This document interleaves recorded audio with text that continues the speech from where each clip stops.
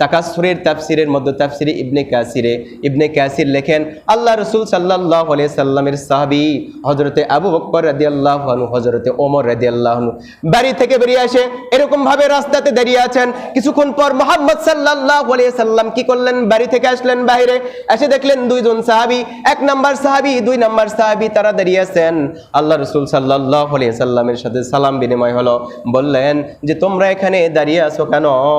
তখন হযরতে আবু বকর রাদিয়াল্লাহু আনহু হযরতে ওমর রাদিয়াল্লাহু আনহু তারা বলতেছেন সেই আল্লাহর শপথ করে বলতেছি যে আল্লাহ তাআলা আপনাকে সত্য দিন সহকারে দুনিয়ার বুকে পাঠিয়ে দিয়েছেন, সেই রব্বে কারীমের শপথ করে বলতেছি যে আমাদেরকে খোদা এখানে অর্থাৎ খোদা আমাদেরকে ঘর থেকে বাইরে নিয়ে এসেছেন। আল্লাহ রাসূল সাল্লাল্লাহু আলাইহি সাল্লাম বললেন সেই আল্লাহর শপথ করে বলছি যে আল্লাহ তাআলা সত্য দিন সহ আমাকে তোমাদের মাঝে পাঠিয়ে দিয়েছেন, তার শপথ করে বলছি আমিও ক্ষুধার্ত অবস্থায় বাড়ি থেকে এসেছি। যেই রাসূলুল্লাহ সাল্লাল্লাহু আলাইহি সাল্লামকে সবার আগে সৃষ্টি করা হয়েছে, যাকে বলা হয়েছে খাতামান নবিয়্যিন, যিনি নবীদের নবী, পৃথিবীতে যত মাখলুক আছে না কেন সর্বশ্রেষ্ঠ যিনি মুহাম্মদ সাল্লাল্লাহু আলাইহি সাল্লাম ক্ষুধার তাড়নায় বাড়ি থেকে বের হয়ে আসছেন। কিতাবের মধ্যে এরকম এসেছে যে এর মাঝে মাঝেই মুহাম্মদ সাল্লাল্লাহু আলাইহি সাল্লাম পেটের মধ্যে পাথর বেঁধে রাখতেন।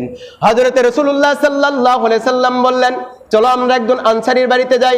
আনসারীর বাড়িতে গেলেন। আল্লাহ রাসূল সাল্লাল্লাহু আলাইহি সাল্লাম আনসারীর বাড়িতে যে জিজ্ঞাসা করলেন আনসারী বাড়িতে আছো নাকি? ভিতর থেকে মহিলার আওয়াজ বলল বাড়িতে নাই, আমাদের খাবার পানি নেওয়ার জন্য পানি নিতে গেছেন। এমতো অবস্থায় এই কথা বলতেই হঠাৎ করে তিনি চলে আসলেন পানির মশক নিয়ে।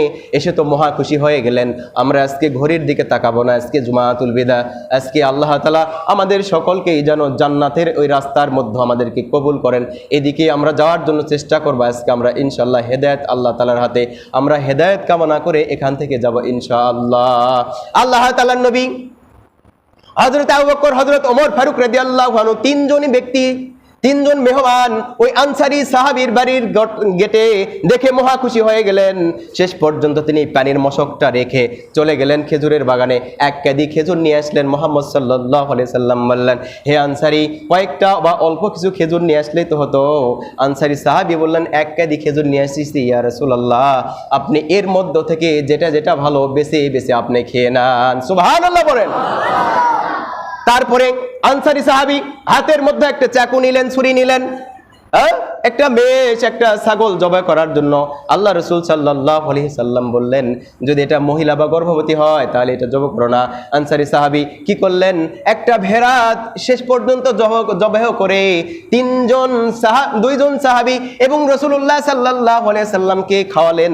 খাওয়া দাওয়ার পরে মুহাম্মদ সাল্লাল্লাহু আলাইহি সাল্লাম বলছেন হে আবু বকর, হে ওমর, তোমরা যে ঘর থেকে ক্ষুধার্ত অবস্থায় বের হয়ে আসছো, এখন তোমরা তোমাদের নিজেদের বাড়ি যাবে পেট ভর্তি করে, এর ব্যাপারে আল্লাহ তাআলা তোমাদেরকে জিজ্ঞাসা করবেন। আল্লাহ তাআলা বলেন সুম্মা লা তুসআলুন্না ইয়াউমা ইযিন আনিন নাঈম, তোমরা কি হবে, আল্লাহ তাআলা তোমাদেরকে যে নিয়ামত দিয়েছেন এই নিয়ামত সম্পর্কে জিজ্ঞাসা করা হবে।